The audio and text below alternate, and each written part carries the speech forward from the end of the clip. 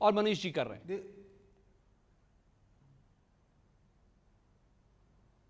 देखिए, अगर आपने कोई धारणा बनाई हुई है तो उसकी कोई दवा दुनिया में बनी नहीं है, लेकिन अगर कोई पार्शियलिटी हुई है तो उसका कभी समर्थन कोई सभ्य समाज कर नहीं सकता। और पूर्व में जो घटनाएं हुई हैं, चाहे मुजफ्फरनगर का दंगा रहा हो या पलायन का मामला रहा हो, तो किसी भी सभ्य आदमी ने उसका समर्थन नहीं किया कि नहीं ये चीजें होनी चाहिए हमारे समाज में। सरकार किसी की भी हो, पार्टी कोई भी हो, जो चीजें गलत हैं वो गलत हैं। हमारे माननीय मुख्यमंत्री जी अगर ये गलतियां हुई है ना बृजन जी, तो आप अच्छी मानते बात हैं ना है, कि ये गलतियां आश्वासन हुई नहीं। हैं पिछले सालों में, पिछली सरकारों में, या नहीं हुई हैं गलतियां? नहीं, कुछ हुआ होगा तभी तो सवाल उठ रहा है। नहीं, कुछ मुजफ्फरनगर दंगा हुआ, उससे कौन इनकार कर सकता है? उसमें कौन सही था कौन गलत था ये तो जांच का विषय है और ये तो न्यायपालिका तय करेगी।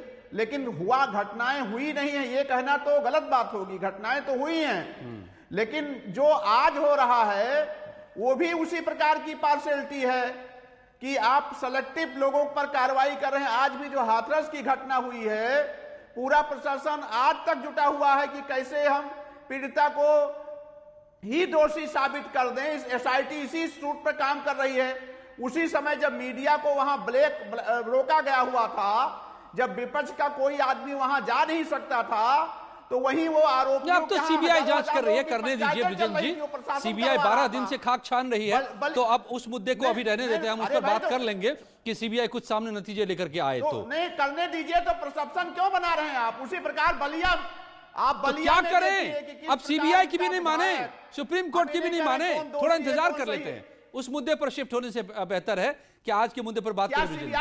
सीबीआई ने कहा है, सीबीआई ने कहा है कि भारतीय जनता पार्टी, सीबीआई ने कोई फैसला दे दिया है कि भारतीय जनता पार्टी जो वहां जिसके साथ दुर्घटना हुई है उसे अपराधी साबित करो। ऐसा कोई आदेश मैंने तो नहीं सुना अभी तक। नहीं, तो मैं कह रहा हूं इंतजार कीजिए साहब। खड़ा कर रहा हूं। अरे बृजन जी, मैं कह रहा हूं इंतजार कीजिए कि सीबीआई क्या पड़ताल करके सामने लाती है। अभी उस मुद्दे को रहने दीजिए, अभी बात कीजिए ना कि किस तरह से शामली में कैराना में बड़े थाने की चलती थी। बड़े थाने की चलती थी, आपको मालूम है? आप जानते हैं बड़ा थाना क्या है? आपको एमएच खान साहब बता देंगे।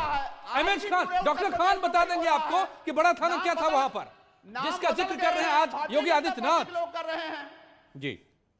खान साहब जरा बताइए। आज भी गलत लोगों के खिलाफ एफआईआर हो रही है, आज भी लोग टार्चर किए जा रहे हैं, प्रताड़ित किए जा रहे हैं।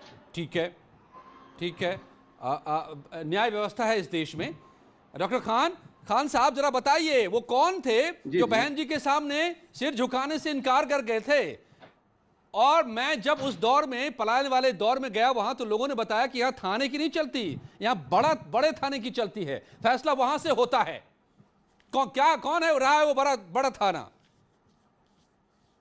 क्या होता रहा है? नहीं झा साहब, सारी शामली से मुजफ्फरनगर तक।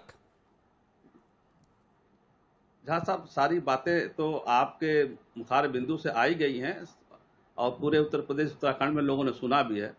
उस पर ज्यादा बहस करने की इसलिए आवश्यकता नहीं है कि 2016 का मामला है और 2016 के बाद 2017 में आम चुनाव हुए थे, जिसमें इसी मसले को लेकर भारतीय जनता पार्टी ने जनता के बीच में गई थी और पूर्ण बहुमत प्राप्त कर लिया था। अगर ये कैराना कांड नहीं होता तो ये पूर्ण बहुमत सरकार नहीं आ पाती।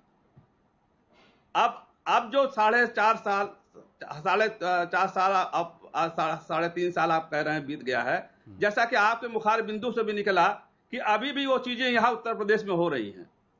देखिए, अगर ये बात कही जाती कि अब दलित बेटियों के ऊपर अत्याचार नहीं होगा, बलात्कार नहीं होगा, ये बात कही जाती कि कोई जातवाद की बात नहीं मानी जाएगी।